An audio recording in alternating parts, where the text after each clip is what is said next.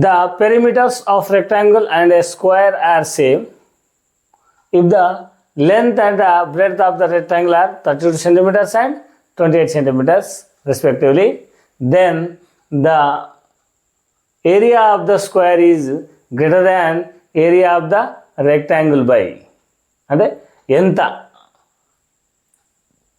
Area of the rectangle square area of the rectangle కంటే ఎంత ఎక్కువ అనేది క్వశ్చన్. ఒక దీర్ఘచతురస్రం మరియు ఒక చతురస్రం యొక్క చుట్టుకొలతలు సమానం.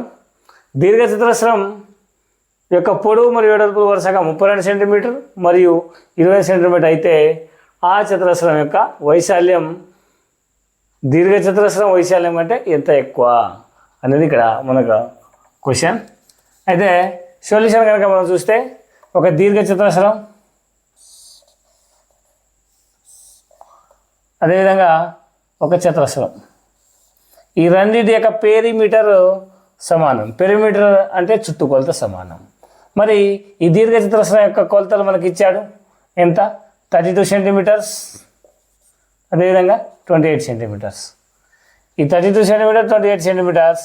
మరి ఇటు 32 ఉన్నది, ఇటు కూడా 32 ఉంటుంది, ఇటు 28 ఉన్నది, ఇటు కూడా 28 ఉంటుంది. మరి 32 28 60 అంటే చుట్టుకొలత దీర్ఘచతురస్రం యొక్క చుట్టుకొలత 120 సెంటీమీటర్లు.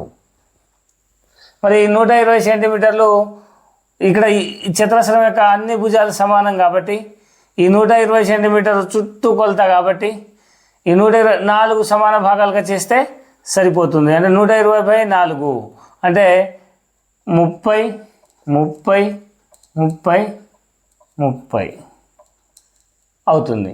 అంటే ఈ దీర్ఘచతురస్రం యొక్క ఒక్కొక్క భుజం పొడవు ఎంత ఉంటుందంటే 30 సెంటీమీటర్లు ఉంటుంది. అయితే ఇక్కడ చూడండి, ఫస్ట్ ఏం చేయాలి, మనం దీర్ఘచతురస్రం వైశాల్యం కనుక్కుందాం. దీర్ఘచతురస్రం వైశాల్యం 32 × 28 32 × 28 8 2 16 8 3 24 25 2 2 4 2 3 6 మనకి ఎంత అవుతుంది 6 9 8 896 స్క్వేర్ సెంటీమీటర్. మరి చతురస్రం వైశాల్యం మనం కనుక్కుంటే చతురస్రం